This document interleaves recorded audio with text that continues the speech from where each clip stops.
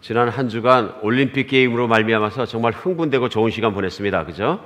그것도 막 그냥 우리 떠나온 조국이 그 정말 세계 무대에 나가서 진짜 잘하는 모습 보니까 너무너무 자랑스럽고 좋았습니다. 그래서 미국이 1등 하니까 더 좋았고요. 그리고 또 1등 못하는 나라를 위해서 안타까운 마음도 없지 않아 있었습니다. 그런데 제가 올림픽 게임을 몇 가지 이렇게 보면서 제일 정말 흥분되고 기분 좋았던 것은 그 양학선 선수라는 키가 조그만 160cm 되는 선수가 막 도움닫기를 뛰다가 도마에서 뛰어가지고 정말 공중에서 세 번을 휙 돌더니 딱 섰을 때 그때 참 기분이 되게 좋았던 것 같아요. 그래서 금메달을 그 안팡치게 생긴 조그만 선수가 딱 목에 걸었을 때 얼마나 귀엽고 이뻐 보이든지 정말 제가 인터넷을 보다가도 제가 이렇게 박수를 쳤습니다. 근데 더 기분 좋은 일은 그 다음날 일어났어요. 그 다음날 무슨 일이 일어났냐면 뉴스를 보니까 이 양학선 선수 뉴스가 나왔는데 정말 충격적이었어요. 그 가족이 너무너무 가난해서 비닐하우스에서 살고 정말 그런 환경 속에서 컸음에도 불구하고 막 구겨지지 않은 모습으로 이렇게 나가서 세계를 무대로 가슴을 쫙 펴고서 그 일할 수 있는 그 선수가 얼마나 아름다운지요. 그래서 한국도 그렇고 저도 그렇고 더 놀랐던 건 뭐냐면 이 선수가 후담에 들리는 얘기가 선수촌에서 그 힘든 훈련을 받는데 뭐 선수촌 그 훈련비로 나오는 얼마 안 되는 1,000불도 안 되는 돈을 꼬박꼬박 다 모아가지고 막 늦어지지 않도록 어머니 아버지 생활비를 위해서 다 보내줬다는 그 톡담을 읽으면서 야, 참 세상에 이런 청년들이 있어서 참 살맛이 난다 하는 생각을 했습니다. 여러분도 그러실 겁니다. 이렇게 보면 참 세상에 귀한 청년이 있구나. 그래서 사람들의 마음을 움직이는 바람에 이 청년이 뭐 어디에선 2억 주고 어디에선 5억 주고 여기저기서 돈이 또 나오고 상당히 정말 생활이 확 핀 막 그런 모습 보고서는 얼마나 기뻤는지 모릅니다. 세상에 희망이 있구나 그런 생각했습니다. 이 청년 안에 사실 어떤 그 잠재적인 능력이 없었다면은 이 청년이 자기 잠재 능력을 몰랐다면은 자기가 갖고 있는 스펙만 가지고는 태어난 집안이나 잘하는 모든 걸 가지고는 자기가 이렇게 세계적인 인물이 될 수 있는 가능성을 볼 수는 없었을 것입니다. 그러나 어릴 때 자기가 다른 거는 못하는데 그냥 중학교 들어갈 때 팀틀에서 뛰어가지고 돌아보니까 일본 선수 어떤 선수의 이름을 딴 그 이름을 하는 2번 공중회전하고 딱 쓰는 거 그게 되더래요. 그래서 자기는 이 체조가 되는 사람이구나 하는 잠재 능력을 발견하고 갈고 닦으니까 그렇게 된 줄 믿습니다. 우리 안에 있는 잠재 능력을 unleash, 그러니까 딱 풀어놓으면 확실히 무언가 됩니다. 그렇죠? 근데 잠재 능력을 모르면 우리가 그대로 그냥 아무것도 아닌 존재로 죽어버릴 수도 있습니다. 오늘부터 시작해서는 우리 안에 있는 블레싱을 일깨워주는 복이 있었으면 좋겠습니다. 그냥 축 처진 신앙생활이 아니라 진짜 말씀 따라 살아가면서 진짜 신앙이 살아나는 날 됐으면 좋겠습니다. 오늘부터 시작해서는 사도 바울이 쓴 서신 에베소서를 시작합니다. 에베소를 시작해서 한 장 한 장 매주 나가겠는데요. 정말 하나님이 하늘에서 주시는 귀한 복들이 매주마다 쏟아져 내려오는 그런 귀한 소식이 있는 그런 날 될 줄 믿습니다. 에베소서를 열면요, 1절, 2절에서는 그 사도 바울이 보통 하는 이제 성도들에게 편지를 보내는 성도들에게 하는 인사를 합니다. 그리고 인사가 끝나자마자 본론으로 딱 들어가는데요. 본론이 시작하는 첫 번째 절이 뭐냐면은 에베소 1장 3절입니다. 그리고 1장 3절에 보면은 여러분 한번 찾아보시기 바랍니다. 이렇게 시작합니다. 찬송하리로다 하나님 곧 우리 주 예수 그리스도 아버지께서 그리스도 안에서 하늘에 속한 모든 신령한 복을 우리에게 주시되. 그러니까 우리 주 예수 그리스도의 아버지께서 그리스도 안에서 하늘에 속한 모든 신령한 복을 우리에게 주셨다. 이렇게 시작합니다. 이게 무슨 말씀으로 시작하냐면요, 예수 그리스도를 믿는 사람은 하늘에 있는 신령한 복들이 우리에게 주어졌다. 우리 모두 주일날 알아야 되는 것은 뭐냐면요, 내가 예수를 믿는다는 것은 복받았다는 사실입니다. 그런데 오늘 이 복에 대해서 얘기하면서 다른 복을 얘기하지 않고요, 예를 들어서 그리스도 예수 안에서 우리를 부자가 되게 하시고 우리를 건강하게 하시고 자녀가 잘 되게 하시고 이 땅 가운데 사고를 당치 않게 하시고 모든 복을 주신 하나님을 찬양할지로다, 이렇게 하는 게 아니고요. 그렇죠? 어떻게 시작해요? 하나님을 찬송하는 이유는 그리스도 예수 안에서 우리에게 하늘에 속한 신령한 복을 주신 하나님, 이렇게 시작합니다. 땅에 속한 거, 하늘에 속한 거. 예, 하늘에 속한 신령한 복이요. 그러면 왜 사도 바울은 이 지상에 있는 복을 갖다 먼저 얘기하지 않고 하늘에 속한 신령한 복을 얘기할까요? 어떤 분들은 교회 와서 이렇게 말씀드리면서 하늘에 속한 걸 얘기하면 조금 재미가 없어 하십니다. 왜 그래요? 이 땅에 내가 사는 동안에 별 관계가 없기 때문에 그렇게 생각하니까 그래요. 근데 하늘에 속한 무슨 얘기를 하면 너무 멀게 느껴지니까 영 타치가 안 되네 이거. 그래. 오늘 당장 내가 무슨 일이 해결이 되고 그런 복은 금방 확 들어오는데요. 막 죽자사자 기도하는데 하늘에 속한 복 얘기하면 영 너무 멀게 느껴지지 않는가 그렇게 생각하면 없지 않아 계신 것 같습니다. 그런데 오늘 우리가 에베소를 첫 번째 열면서 분명히 알아야 될 것이 있습니다. 에베소를 시작할 때부터 끝때까지 반복 나오는 게 있습니다. 그것이 뭐냐면 하늘에 속한 신령한 것들입니다. 우리가 중요한 건 뭐냐면요. 이 땅에서 내가 받는 육신적인 복과 그런 복들도 다 중요한 것이고 받아야 되는 것이지만 그 복이 일어나기 위해서는 어디서 변화가 일어나야 되면요. 하늘나라에서 변화가 일어나야 됩니다. 하늘나라에서요. 그래서 이 하늘에 속한 복이다 얘기했을 때 하늘에 속한 복은 뭐냐면요. 영어로 NIV 성경에 보면 하늘에 속한 것이 뭐냐면 in the heavenly realms. 그러니까 천국에서 일어나는 것들이에요. 천국에서 일어난 것들이요. 우리가 어쩔 때는 천국에서 일어나는 것, 하늘에서 일어나는 것도 왜 관심이 없으시느냐 하면요. 현실성이 없다고 생각하니까 그런 거예요. 근데 사실은 하늘에서 일어나는 것들이 훨씬 더 현실성이 있습니다. 현실성이 있습니다. 제가 말씀드리죠. 저는 고아입니다. 왜 고아느냐 하면은 어머니 아버지가 천국 가셨고 제가 그러니까 고아죠. 근데 저는 분명히 어머니 아버지가 계셨었습니다. 우리 어머니가 날 낳아주시고 날 먹여주시고 키워주시고 정말 그래가지고 지금도 그 어머니의 손길을 기억하거든요. 그러니까 어머니나 아버지는 저에게는 실존하시는 인물이셨어요. 맞죠? 이 세상에 나에게 영향력을 끼치고 내 육신을 낳아주신 분이세요. 근데 그분들은 지금 없으시거든요. 그럼 그 부모는 지금 없어진 겁니까? 아니죠. 저는 분명히 믿는 게 그 부모님은 진짜로 이 땅에서 잠깐 저하고 살았지만 그 다음엔 어디 계세요? 더 천국에서 더 오래 영원히 지금 살아가고 계신 걸 제가 믿습니다. 이게 믿음이죠. 그러니까 이게 나이 먹어가면 조금 더 확실히 믿어집니다. 젊을 때는 눈에 보이는 것만 믿어요. 그래서 저도 20대까지는 뭐 죽음을 얘기하고 장사집에 가서 그런 얘기하면 잘 실감이 안 갔었거든요. 그런데 30대, 40대가 되니까 이상하게 결혼식보다도 20대는 친구 결혼식을 많이 가게 되는데 주말 되면요. 30대, 40대가 되니까 장례집을 많이 가게 되는데 보니까 누구누구 아버지가 돌아가셨대. 누구누구 어머니가 돌아가셨대. 그러니까 그런 예배, 정말 추도 예배 드리는 자리나 그런 데 많이 가게 돼. 장례식을 가게 되는 거죠. 근데 50이 넘어가니까 이게 약간 스토리가 달라지더라고요. 이게 뭐냐면 60 이렇게 가시면서 보면은 누가 친구가 먼저 죽었대. 그럼 무슨 얘기예요? 우리 옆에 분명히 있었는데 우리 눈앞에서 없어진 분들의 얘기를 자꾸 하게 되는 거예요. 그리고 없어진 분들은 존재하지 않는 겁니까? 존재하는 겁니까? 존재하는 거죠. 존재하는 거죠. 그러니까 중요한 건 뭐냐면요. 우리가 인생을 살아갈 때 그러니까 내가 손에 만져지고 눈에 보이는 것만 reality. 그러니까 실체라고 믿는 거예요. 그렇게 생각하는 거예요. 너무나 많은 경우에 우리가 눈에 보이고 만져지는 것만 리얼리티, 그것 실체라고 믿기 때문에 그것만 바라게 됩니다. 그런데 우리 눈에 안 보이는 그분들, 나와 함께 있었고 나와 함께 호흡하고 나와 함께 살았던 그분들, 지금은 돌아가셨다면 그분이 돌아가신 거죠. 돌아가셨다는 얘기가 뭐예요? 모르세요? 왔던 곳으로 가셨다는 얘기예요.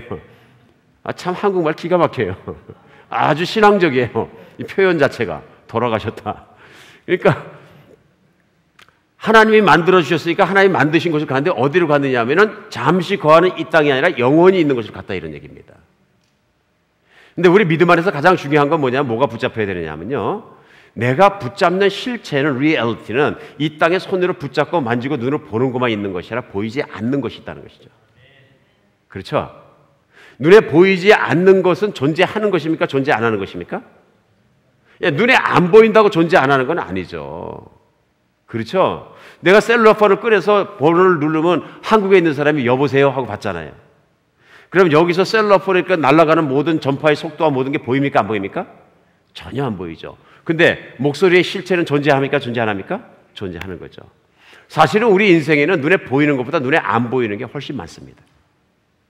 우리는 생각할 때 내 눈에 보이고 내가 만져지는 실체만 실체라고 생각하는, 리얼리티라고 생각하는데 그게 아니고요. 내가 눈에 안 보이지만 실제로 존재하는 실체들, 리얼리티들이 더 많다 그런 얘기입니다. 성경은 보이는 것보다 보이지 않는 것을 더 중요시합니다.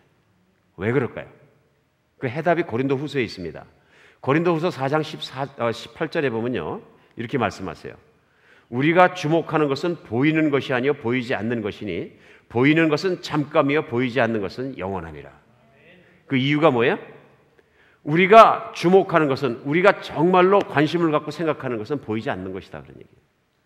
내가 눈으로 지금 보는 것은 잠깐 있는 것이고, 눈으로 지금 내가 육체에 있는 동안에 보이지 않는 것은 영원히 있는 것이다. 오늘 이게 왜 중요하냐면요, 우리 눈으로 보이지 않는 것도 존재하는 것이고 눈에 보이는 것도 존재하는 것이라면 둘 개 중에서 무엇이 중요한 것이냐는 얘기예요. 그러면 사실 더 중요한 것은 눈에 보이지 않는 것이다.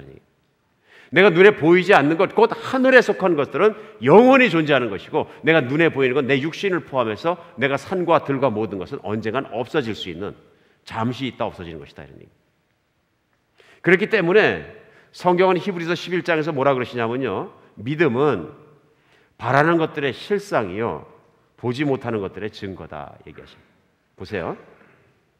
내가 믿음이 있기 때문에 천국이 존재하는 것, 하나님이 살아계신 것, 하나님이 내 기도를 들으시는 것을 내가 믿게 되는 거예요. 그러면 하나님이 보입니까? 안 보이죠. 하나님이 영이십니다. 여러분, 하나님의 보좌가 보입니까? 안 보이죠. 그러나 우리는 믿음으로 보이지 않지만 하나님은 실존하시는 분이시고, 그렇죠? 그 보좌도 실체인 것을 내가 믿는 거예요. 보이지 않지만 이것은 실상이기 때문에 내가 그 하나님께 기도하니까 응답되는 거예요. 내가 어떤 문제를 놓고 심각하게 기도했는데 하나님이 딱 응답해 주셨어요. 그럼 뭐예요? 보이지 않는 실존하시는 하나님께 기도했더니 나의 믿음으로 그 기도가 응답되어서 보이는 현실에서 나타난 것이죠. 무슨 얘기냐면요, 보이지 않는 곳에서 하나님의 보좌 앞에서 결정이 되면 보이는 곳에서 열매를 맺는다, 이런 얘기입니다. 그러니까 우리가 오늘은 이 말씀을 왜 시작할 때 길게 들으냐 하면요, 인생을 살아가면서 우리는 모든 보이는 곳에 집중합니다. 그렇죠? 뭐 죽어서 천국 가서 상급 받는 것보다 사실은 더 피부에 와 닿는 게 뭐냐면요, 오늘 당장 내가 이 땅에서 잘 먹고 잘 사는 문제예요. 그게 훨씬 더 기쁠 수 있어요. 내 비즈니스가 잘 되는 것이 천국 가서 상급이 커지는 것보다 훨씬 더 기뻐질 수 있어요. 그만큼 우리는 시각이 현세적입니다. 그런데 중요한 건 뭐냐면 성경은 반복 강조하는 게 뭐냐면요, 하늘에 속한 복을 받아야 된다고요. 땅에 속한 복 필요하죠. 건강 회복, 재물 회복, 자녀 회복, 모든 복이 필요하지만 그보다 훨씬 더 중요한 것은 하늘에 속한 복을 받아야 된다는 말씀입니다. 그리고 오늘은 사도 바울이 에베소서를 열자마자 뭐 하는 거예요? 천기누설을 시작하고 있는 겁니다. 천기누설하는 게 뭐냐면요, 그 하늘에 속한 복들이 무엇인지 하나하나 우리에게 가르쳐주고 있는 것입니다. 그래서 실제 사도 바울은 3절에 이제 정말로 그 하나님께서 우리에게 주신 하늘에 속한 신령한 복들을 우리에게 주신 것을 찬송한 것만큼, 그럼 그 신령한 복이 무엇인지 그것을 4절부터 14절까지 쫙 풀어줍니다.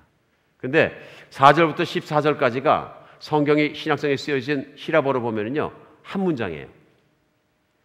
종지부가 없는 한 센텐스예요. 굉장히 긴 센텐스죠. 근데 우리 한국말이나 영어로는 이게 안 되니까 4절에서 14절까지 막 계속 잘라놓은 거예요. 근데 중요한 거는 제가 찾아보니까 원어로는 한 센텐스에 쫙, 어디 가서 붙냐면요, 하늘에 속한 신령한 복에 가서 다 붙는 거예요.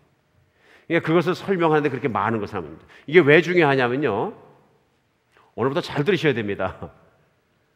우리는 믿음만큼 복을 받습니다. 맞습니까? 하나님이 아무리 나에게 복을 많이 주셨어도 내가 아멘하고 믿은 것만큼 복이 됩니다. 신앙생활을 수많은 사람이 하지만 하나님 말씀을 바로 알고 그 말씀을 바로 듣고 내가 받아들이고 믿은 만큼 내 인생에 복이 되는 거예요. 복 있는 신앙이 되시기 바랍니다. 그래서 오늘부터 그 한 가지 한 가지 하늘에 속한 신령한 복들을 영어로 먼저 unpack, 하나하나 풀어내겠습니다. 그러면서 오늘은 첫 번째 시간으로다가 4절, 5절, 6절, 3절만 가지고 여러분과 함께 나누겠습니다. 그래서 오늘 본문 봉독을 해주신 것처럼 4절은 보면 이렇게 시작합니다. 곧 창세전 그리스도 안에서 우리를 택하사 우리를 사랑 안에서 그 앞에 거룩하고 흠이 없게 하시려고. 5절입니다. 그 기쁘신 뜻대로 우리를 예정하사 예수 그리스도로 말미암아 자기의 아들들이 되게 하셨으니 이는 그의 사랑하는 자 안에서 우리에게 거저 주시는 바 그의 은혜의 영광을 찬송하게 하려는 것이라. 자, 하늘에 속한 신령한 복, 예수를 믿는 사람이 받는 첫 번째 복, 무슨 복을 얘기합니까? 4절에 나오죠. 그 창세전 그리스도 안에서 우리를 택하사 우리로 사랑 안에서 그의 앞에 거룩하고 흠이 없게 하시려고. 첫 번째 복이 뭐냐면요, 하나님은 나를 거룩하고 흠이 없는 사람으로 세우셨다는 것을 믿으시기 바랍니다. 하나님은 나를 거룩하고 흠이 없는 사람으로 세우셨다는 겁니다. 근데 보면 그 거룩하고 흠이 없는 사람으로 세우시기 전에 그 앞에 하신 일이 있어요. 뭐예요? 창세전에, 세상이 만들기도 전에 예수 그리스도 안에서 나를 택하셨다는 게 먼저예요. 그렇죠? 하나님이 나를 태어나기도 전에, 세상이 만들어지기도 전에 나를 택하셨다는 거예요. 그 다음 절 5절에 보면요, 더 기가 막히게 말씀하세요. 그 기쁘신 뜻대로 우리를 예정하사, 이렇게 말씀하세요. 그러니까 나를 택하셨다, 나를 예정하셨다. 그러니까 영어로 보면 뭐냐면요, predestined, 이미 그렇게 계획하셨다 하는 뜻이에요. 운명적으로 결정되었다, 뭐 이렇게 얘기할 수도 있겠죠. 어쩌면 destiny, 운명이란 말에서 predestined 했으니까. 그러면 하나님의 뜻대로 우리를 예정하셨다, 이 말씀을 하고 그렇게 하니까 여러분 마음속에 어떤 분들이 생각하십니다. 그러면 내가 태어나고 세상이 만들어지기 전부터도 이게 다 계약됐어? 그럼 어떻게? 우리는 모르죠. 하나님은 아십니다. 하나님은 세상이 시작되기 전부터 세상이 정말로 끝나서 이 세상이 종말이 왔을 때까지 한눈으로 보실 수 있습니다.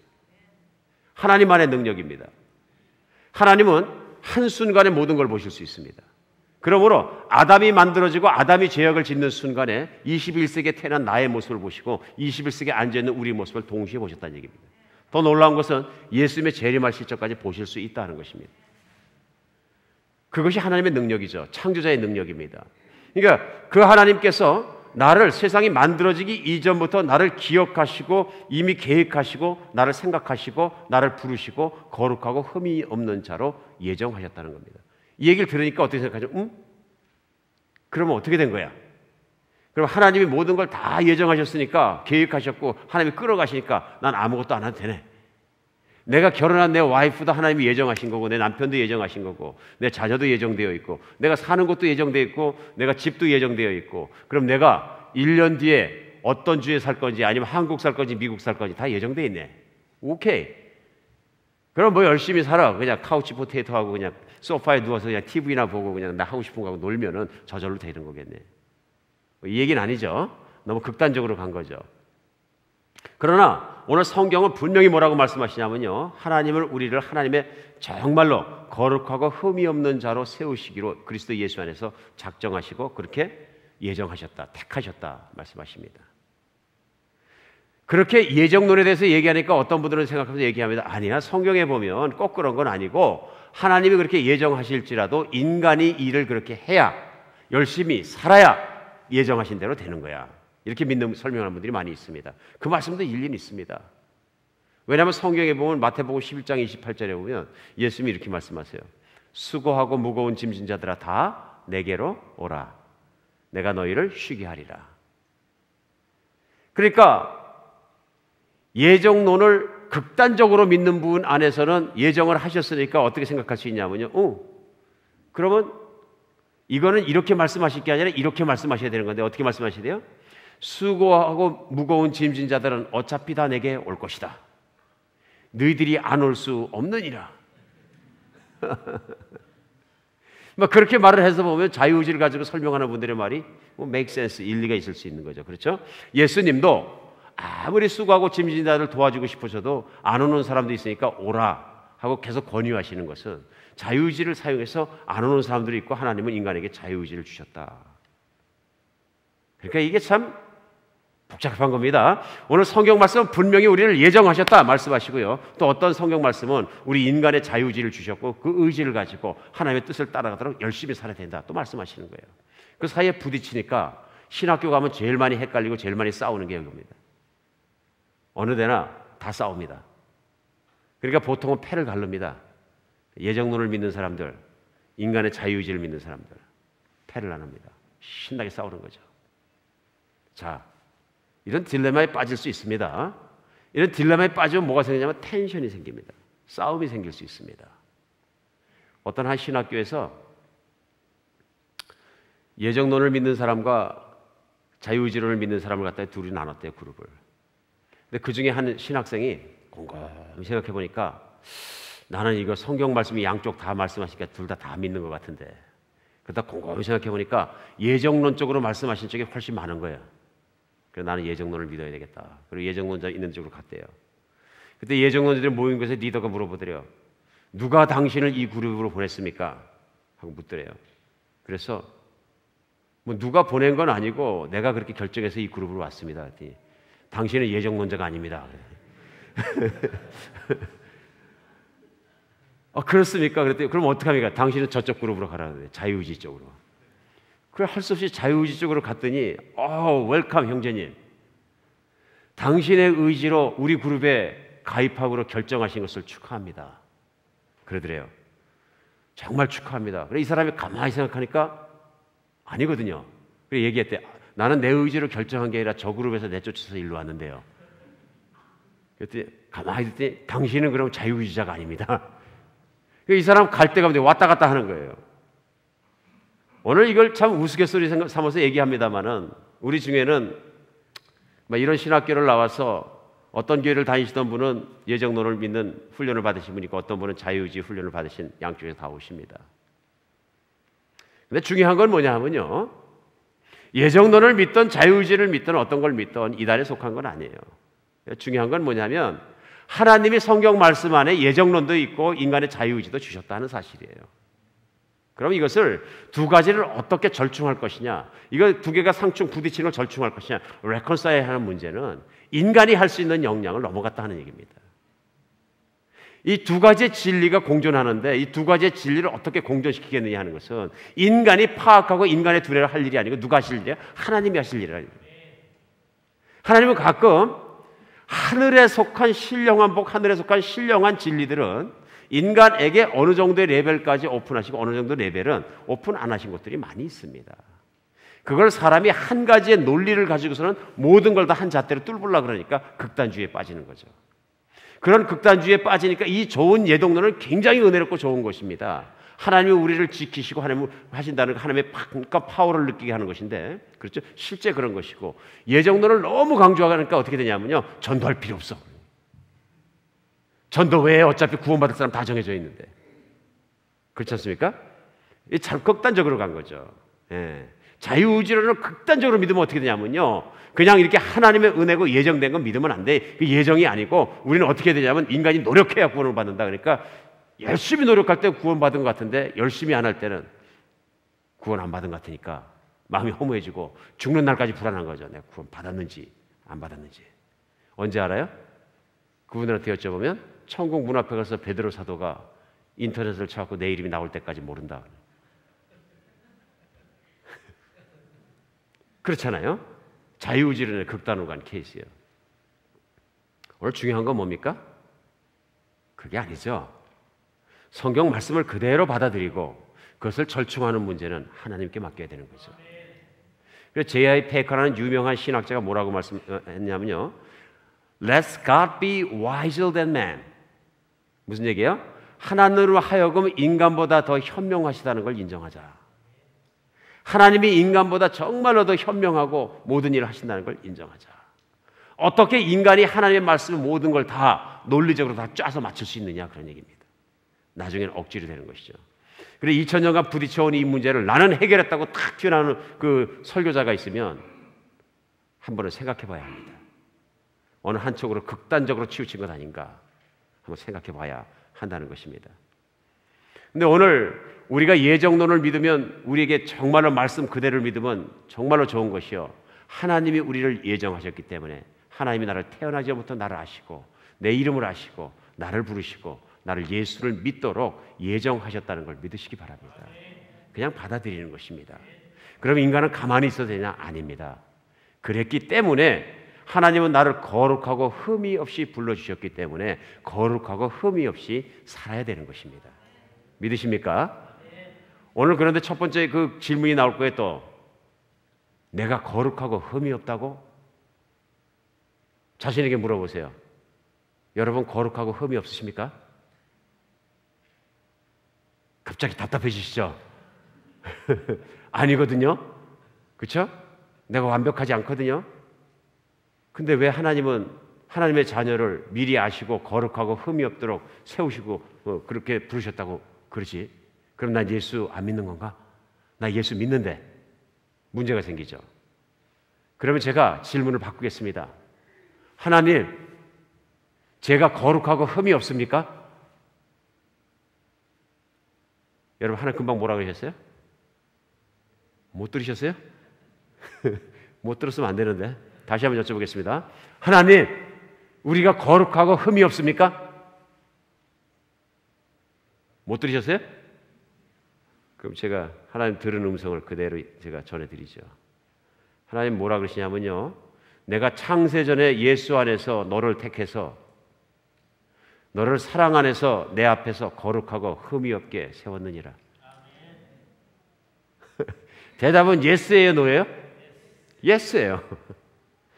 우리가 항상 헷갈리는 게 뭐냐면요, 나한테 물어보는 거예요. 나한테 물어보면 안 되고요, 하나님께 여쭤봐요. 하나님, 저 거룩하고 흠이 없어요? 여쭤봐야 되는 거예요. 그러면 하나님의 대답은 오늘 성경 말씀은 definitely, 영어가 잘 안 되네 오늘. 완전 독일 발음 나오네. 발음이 어려운 거잖아요, 그게. 한국말은 그런 게 없어요. 절대적으로 뭐 그런 말이 없잖아요, 그죠? 그럼이죠, 그러니까. 그러니까 하나님 말씀은 뭐예요? 내가 거룩하고 흠이 없다는 얘기예요. 근데 중요한 건 뭡니까? 그 앞에 있는 말씀이죠. 예수 안에서. 예수 안에서.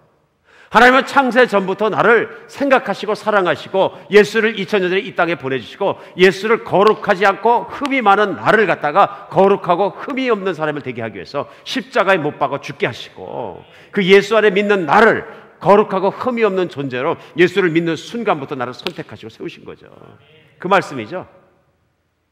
그래서 내가 예수님을 믿는 순간 무슨 일이 일어나냐면요, 눈에 보이지 않지만 신령한 하늘에 속한 변화는 어떤 변화냐면요, 내가 거룩하고 흠이 없는 존재로 하나님 앞에서 바뀐 거예요. 변화된 것입니다. 변화될 것이 아니고 예수를 믿는 순간 내가 변화된 것이에요. 믿으십니까? 그래, 하나님이 받아들이셨기 때문에 내가 그 다음부터는 뭐냐 하면요, 내가 거룩하고 흠이 없는 존재가 되었기 때문에 그런 존재로 살아가는 것이에요. 그 지나친 자유의지론자들 얘기처럼 치우친 거죠. 인간이 거룩하고 흠이 없게 되려고 열심히 노력하면은 하나님이 구원을 시켜줄지 모른다, 이런 얘기가 아니고요. 그리스도 예수를 이미 믿음으로 말미암아서 내가 거룩해지고 흠이 없어졌기 때문에 이제는 흠이 없어진 사람답게 살아야 된다, 그런 얘기예요. 살아야 된다. 한 사람의 운명은 그 사람의 생각에 따라서 결정됩니다. 그 사람의 생각은 그 사람의 믿음에 따라서 달라집니다. 내가 누군지를 믿으면 그 사람이 그렇게 생각하고 그 생각대로 사는 것, 그것이 인생인 것입니다. 예. 미국에 빅토라는 이름을 가진 16세 소년이 있었습니다. 그 빅토라는 얘기는 승리자라는 뜻이에요. 진짜 좋은 이름이에요. 빅토, 참 좋은 이름, 남자답고 힘 있는 이름입니다. 그런데 학교에서 그 소년의 인생은 정반대였어요. 공부도 못하고 항상 패배자처럼 살았어요. 학교 생활에 잘 적응을 못하니까 선생님이 보면서 나중에는 안 되겠으니까 너는 학교를 그만두고 돈을 버는 게 낫겠다. 실제로 학교를 그만뒀어요. 학교를 그만두고 직장을 대는데 직장 가는 곳마다 실패를 하는 거예요. 쫓겨나고. 그래갖고 32살 먹을 때까지 직장을 76번을 군대를 다닌 거예요. 참 찬란한 역사죠. 찬란한 역사. 잘 살았을 리가 없죠. 들어가면 쫓겨나는 거예요, 그냥. 매번 취직하러 돌아다녀야 되고. 그런데 32세 77번째 직장에 지원했는데 거기서 IQ 테스트를 하더래요. 그래, IQ 테스트를 받았는데 다른 사람들은 100에서 왔다 갔다 하는데 저 같았으면 99.99 받았을 텐데 자기 IQ 테스트는 보니까 161이더래요. 그래, 이 사람이 그때 뭘 하냐면 나는 천재구나, 이걸 알았어요. 나는 천재구나. 자기가 천재라는 걸 아는 순간부터 어떻게 하냐면요, 공부를 시작하고 자기가 원하는 공부를 시작하니까 이 사람이 나중에 어떤 사람이 됐냐면요, 미국에서 레이지아 수술의 최고의 대가가 됐어요. 그리고 천재들만 모이는 모임인 국제 멘사 클럽의 총재가 됐어요. 그래서 세계에서 가장 머리 좋고 똑똑한 사람 중에 하나인데 그 사람의 이름이 빅터 세리안코라는 사람이에요. 아주 유명한 사람입니다. 32살을 살도록 자기 안에 있는 잠재적 능력을 알지 못하니까 어떻게 살아요? 비참하게 살아요. 근데 내가 천재구나. 내가 다른 것을 선생님도 못 알아보고 세상의 교육 시스템이 못 알아본 것뿐이지. 나는 교육 시스템 그 내용과 방법만 약간 바뀌면 내가 훨씬 더 빨리 잘할 수 있는 사람을 발견하고 나니까 자기 능력이 생겨서 인생도 바뀌는 거예요. 우리 인생을 살아가면서 내가 예수를 믿는 사람이라 그러지만 예수 믿는 사람 같지 않게 사는 이유는 왜 그러냐면요, 하늘에 속한 신령한 복을 몰라서 그렇습니다. 내가 잠깐 있는 세상에 있는 복이 아니고 하늘에 속한 어떤 사람이 몰라서 그렇습니다. 중요한 건 뭐냐면요, 내가 예수를 믿는 순간 하늘에 속한 신령한 복이 이미 내게서 시작됐다는 사실을 알아야 합니다. 믿어야 합니다. 그럼 믿은 대로 생각하고 믿는 대로 사는 거예요. 나는 거룩하고 흠이 없는 존재가 될 것이 아니라 된 것입니다. 예수를 믿고 그 보혈로 내 죄악과 과거가 다 닦아지는 순간에 나는 거룩하고 흠이 없는 존재로 하나님 앞에 내 이름이 세워진 줄 믿으시기 바랍니다. 노력이 아니고 하나님이 이루신 겁니다. 여기까지는. 그 다음에 내가 거룩하고 흠이 없는 존재가 되었기 때문에 그 사실을 믿고 이 땅에 살아가면서 그런 존재답게 사는 것은 자유의지와 힘을 능력을 사용해서 하나님과 함께 우리가 해야 될 일인 거예요. 내가 노력해야 되는 거예요. 이제는. 오늘 그거 말씀하시는 것입니다. 하나님이 나를 하나님 앞에서 깨끗하게 만들어 주신 것, 이건 복 중의 복입니다. 안 그러면 우리가 하나님 앞에 못 나갑니다. 거룩하고 흠이 없고 깨끗해졌기 때문에, 예수를 믿었기 때문에 우리 안에 두 번째 일어난 하늘에 속한 신령한 복은 뭐냐면요, 하나님이 나를 자녀로 입양하셨다는 거예요. 하나님이 나를 자녀로 입양하셨다는 거예요. 5절에 보면요, 그의 기쁘신 뜻대로 우리를 예정하사 예수 그리스도로 말미암아 자기 아들들이 되게 하셨으니, 물론 대표적으로 아들들이 하시지만 딸들도 포함됩니다. 자기의 자녀가 되게 하셨으니 하는 뜻입니다. 예정하실 때 그냥 거룩하고 흠이 없게 세우신 것뿐만 아니라 그 자녀가 되게 하셨다, 그런 얘기입니다. 사도 바울이 이 서신을 쓰고 있을 때는 로마의 감옥 속에 있었습니다. 그런데 2000년 전에 로마는 어떤 상황에 있었냐면요, 아버지가 가지고 있는 권력이 대단한 사회였습니다. 저희 아버지나 할아버지 세대만 해도 그 한국에서도 부권은 대단한 것이었습니다. 그렇죠? 아버지가 정말 결혼하는 것까지 다 결정하잖아요. 근데 로마에서는 아버지가 그 자녀의 죽고 사는 문제까지 완전히 결정했습니다. 그러니까 무슨 얘기냐면, 지금보다 더한 게, 그 아버지가 결정하면 자식을 죽일 수도 있고 살릴 수도 있었어요. 막강한 파워죠. 사법권을 다 들고 있는 거예요. 그냥 그것뿐 아니라 그 자녀들이 돈을 많이 벌었어요. 그럼 그 돈을 버는 거 소유가 자기 게 아니고 누구 거냐면 아버지가 살아계신 동안은 부권 거예요. 아버지 거예요.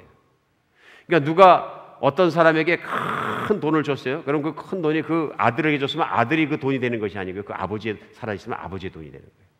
그러니까 그 돈을 마음대로 결정하고 쓸 수 있는 건 아버지만 쓰는 거예요. 그 아버지의 그 부권이 그렇게 강한 시대에 살았기 때문에 어떤 사람이 어떤 한 가정에 들어가서, 예를 들면 좋은 가정에 들어가게 됐어요. 가난한 자가 부잣집에 들어가고 권력 있는 집에 들어가게 됐어요. 그러면은 그 양자가 되었다는 건 어마어마한 변화를 얘기합니다. 위상의 어마어마한 변화를 얘기합니다. 오늘 하나님이 말씀하시는 건 뭐냐면요, 하늘의 신령한 복은 뭐냐면요, 하나님의 자녀가 되게 하셨다. 여러분과 저는 육신의 어머니와 아버지의 자녀로 태어난 거 맞죠?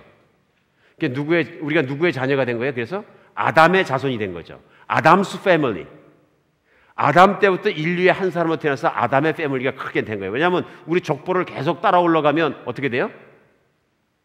난 무슨 공의 몇 대 28대 손이 아니고 그 위에까지 올라가면 어떻게 돼요? 맨 끝은 아담이죠. 그러니까 우리는 아담의 패밀리죠. 그러니까 아담의 패밀리인데, 이 아담의 패밀리였던 나를 갖다가 천상에서는 예수 그리스도의 패밀리, 하나님의 자녀, 하나님의 패밀리로 바꿔주신 거예요. 그 얘기입니다. 내가 세상에 있는 부모를 선택해서 태어납니까? 아니죠. 내가 세상에 있는 부모를 선택해서 태어난 걸 보니까 박복해. 진짜로 오늘 그 양학선 선수를 얘기했었는데요. 부모님이 돈도 없고 뭐 학교도 많이 다니신 거 아니고, 내가 그러니까 또 시골에 살아야 되고, 뭐 세상에서 내가 강남에 살아가지고 좋은 학교 다니는 것도 아니고, 내가 그렇다고 해서 뭐 키 크고 잘생기고 뭐 이목구비 뚜렷해가지고 TV 가서 유명한 스타가 될 것도 아니고, 노래를 잘 부르는 것도 아니고, 팍복해. 그렇죠? 그러면 그거는 육신의 패밀리에 태어난 그것으로 끝나는 거죠. 내 어머니를 닮고 아버지를 닮잖아요. 그래서 양학선 선수도 왜 체조를 잘한 것 같으냐, 그러니까 우리 아버지가 어릴 때 운동선수였었고 우리 어머니도 육상을 했다 그러더라, 학교 다닐 때. 그러니까 어머니 아버지에서 골고루 온 것 같다. 어머니에게서 오신 육상 잘 뛰는 걸로다가 도움닫기를 세게 뛰었고 아버지께서 오신 체조 잘하는 걸 갖고 훌렁 넘었다 그러는 거예요. 그 말이 맞는 거죠. 유전적 소질이 있는 거죠. 근데 중요한 건 뭐냐면요, 내가 육신적으로 받은 그 아담의 패밀리를 떠나서 예수를 믿는 순간 어떻게 되냐면요, 하나님의 자녀로 양자로 입양되었다 하는 것입니다. 이것이 우리에게 너무나 중요한 변화입니다. 그런데 교회에서 늘 들어서 알고 있으면서도 내가 이렇게 되었다는 사실을 그대로 믿고 그대로 살고 그것으로 말미암아 인생이 변하는 사람은 지극히 적다는데, 여기 문제가 있습니다. 여기 문제가 있습니다. 왜냐하면 거룩하고 흠이 없는 흠전대로 하나님의 양자는 양자대로, 하나님의 자녀는 자녀답게 살거든요. 이게 왜 안 되는 겁니까? 하늘에 속한 것은 더디게 믿고 땅에 속한 것은 빨리 믿기 때문에 그렇습니다. 오늘은 정말 하늘에 속한 복이 진실로 현실이 되어서 내가 믿어지는 그런 아침 되었으면 좋겠습니다. 어느 한 부자가 그림을 너무 좋아해서 세계에 있는 명화를 수집하는 걸 갖다가 그냥 일을 삼는 그런 부자가 있었어요. 그래서 가는 곳마다 일을 삼아 찾아다니면서 세계에 있는 명화를 끌어모았어요. 그러니까 집에 뭐 명화 천지인 거죠. 아주 갤러리를 차려놓고. 근데 그 집에 외아들이 하나 있었는데 전쟁을 나갔다가 그만 갑자기 죽어버렸습니다. 이 아버지가 그 소식을 듣고 충격을 받아가지고 아무것도 아니고 산속에 별장에 통나무 집을 지어놓고 거기 가서 그냥 사는 거예요. 아들 생각만 하고 울고요. 어느 날 그 통나무 집에 한 젊은이가 찾아갑니다. 이 젊은이가 찾아가서 그 아버지하고 앉아가지고 얘기합니다. 사실은 제가 그 아드님이 전쟁에 싸울 때 바로 옆에 있었던 전우입니다. 그러면서 무슨 일이 일어나는가 설명해 줍니다. 수류탄이 날려들었는데 갑자기 당신의 아들이 나를 밀치고 그 수류탄을 가서 엎드렸습니다. 그는 산산조각에 찢어서 죽고 저는 살았습니다. 제가 전장에서 돌아와서 너무 그 친구를 생각할 때마다 너무너무 가슴도 아프고 고맙고 고마워서 제가 그림 공부를 하는데 그림을 초상화를 그렸습니다. 그리고 조그만 그림 한 점을 내놓는 거예요. 자기 아들을 그린 초상화에. 이 아버지가 그냥 엉엉 통곡하고 거기서 우는 거예요. 그 아들의 초상을 붙잡고 아들의 얼굴을 보니까. 근데 그 순간 그 얘기를 듣고 나니까 용기가 나는 거예요. 그래도 내 아들이 비겁하게 죽은 것도 아니고 도망간 것도 아니고 자기 전우를 위해서 몸을 던질 만큼 참 훌륭한 아이였구나. 그게 위로가 되는 거예요. 그래서 그 아들의 그림을 갖다 침대에서 놓고 끼고 자기도 하고 그 어딜 가려면 꼭 들고 다니고 그러면서 그 인생 나머지를 살았다는 거예요. 그 아버지가 돌아가셨어요. 죄송합니다. 그 아버지가 돌아가셨어요. 그 아버지가 돌아가시고 이제 많은 그림들을 유언에 따라서 경매에 붙였습니다. 그래서 경매장에 나와서 경매장을 여는 날 수많은 사람이 그 명화들을 사기 위해서 모였는데 경매가 시작됩니다. 첫 번째 그림이 나왔는데 그 그림이 뭐냐면 그 아버지가 끼고 살던 아들의 초상화예요. 그 초상화를 내놨더니 아무도 사겠다는 사람이 없는 거예요. 그린 사람도 무명이죠. 이름도 없는 사람이죠. 초상화 보니까 아주 훌륭한 솜씨는 아닌 것 같으니까 아무도 안 사는 거예요. 한참을 기다리는데 뒤에서 한 사람이 부르는 거예요. 38불 내겠어. $38. 그 뒤에 계속 애석하니까 아무도 사겠다는 사람이 없어요. 그러니까 38불을 부르신 분한테 그 그림이 넘어갑니다. 조금 있다 경매를 진행하던 사람이 올라오더니 오늘 경매는 끝났습니다. 돌아가 주시기 바랍니다. 그러더니 그 뒤에 설명하는 거예요. 돌아가신 분께서 이 첫 번째 그림 초상화를 사는 분에게 가지고 있는 전 재산과 그림을 다 주라고 유언하셨습니다. 나중에 보니까 38불짜리 그 그림을 산 사람이 누구냐 하면요, 그 그림을 그린 사람이에요. 자기가 그려서 그분에게 드렸는데 경매장에 나와서 보니까 자기 그림 아무도 안 사는 거예요. 근데 그 그림이 자기한테 너무 소중한 그림이거든요. 그 그림을 내놨던 그 아버지에게도 소중한 그림이고요. 그래 안타까워서 안 되겠으니까 자기가 돈 가진 걸 다 뒤지니까 38불이 나오니까 38불을 부른 거예요. 사랑하는 여러분, 진정한 가치는 그 가치를 볼 줄 아는 사람만이 압니다. 예수 그리스도께서 나를 위해 십자가에 못 박혀 죽으셨다는 그 사실을, 그 진정한 가치를 아는 사람은, 그 정말로 그것을 아는 사람만이 그 가치를 알아봅니다. 예수를 믿는다고 하면서도 내가 하나님의 자녀가 되었다, 내가 하나님의 거룩한 자로 세우심 받았다는 것을 귀에 정말 때가 않도록 들으면서도, 몇십 년 들으면서도 그 가치를 가슴에 깨지도록 느끼지 못하고 받아들이지 못하는 사람에게는 결국은 내가 이 세상에서 정말 돈 조금 더 버는 것보다도 가치가 없는 것을 여길 때가 많다는 것입니다. 하늘에 속한 신령한 복, 내가 하나님의 자녀가 되었다는 이 복, 내가 예수를 믿게 되었다는 이 복은 세상에 있는데 육신의 복과 재정의 복과 자녀의 복과 모든 복과도 맞바꿀 수 없는 귀한 가치가 있는 복이라는 걸 믿으시기 바랍니다. 내가 그 귀한 가치만큼 내가 믿게 되면 그 가치만큼 내가 사라지는 것입니다. 나는 싸구려의 존재가 아니고 하나님이 그 아들을 이 땅에 보내서 죽기까지 나를 정말 위하시고 그렇게까지 나를 존귀한 자로 만드셨기 때문에 나는 이 세상에서 존귀한 사람인 것입니다. 나는 하나님의 딸이고 나는 하나님의 아들이기 때문에 나는 존귀한 사람이에요. 존귀한 사람은 존귀한 사람답게 삽니다. 예수를 믿으면서도 이 가치를 모르기 때문에 어떻게 살았냐면요, 세상에서 쓰레기같이 사는 것입니다. 사랑하는 여러분, 우리 한 사람 한 사람은 하나님이 보시기에는 너무너무 이토록 소중한 하나님의 자녀가 되었다는 것을 믿으시기 바랍니다. 오늘 그래서 우리 하나님께 여쭤봐야 됩니다. 세상은 나를 한 달에 1,000불짜리라 그러는데 하나님 보시기엔 내가 얼마짜리입니까? 여쭤보시기 바랍니다. 오늘 본문은 하늘에 속한 신령한 복 두 가지를 분명히 얘기합니다. 너무 중요한 복입니다. 하나님 우리를 거룩하고 흠이 없는 자로 세우셨습니다. 하나님은 하나님의 목전에 우리를 하나님의 양자로 입양하셨습니다. 그래서 우리는 하나님의 자녀답게 살아야 하는 것입니다. 우리가 이 믿음이 뼈골까지 파고 들어가서 세상의 눈에 보이는 유혹이나 세상의 눈에 보이는 무시 때문에, 멸시 때문에 푹푹 쓰러지는 것이 아니고 정말 하나님의 자녀답게 살아가는 여러분과 제가 되었으면 좋겠습니다. 하늘에서가 이 신령한 복이 그냥 귀로만 듣는 것이 아니라 가슴속에서 내 것이 되시기를 예수 이름으로 축복합니다. 기도하겠습니다.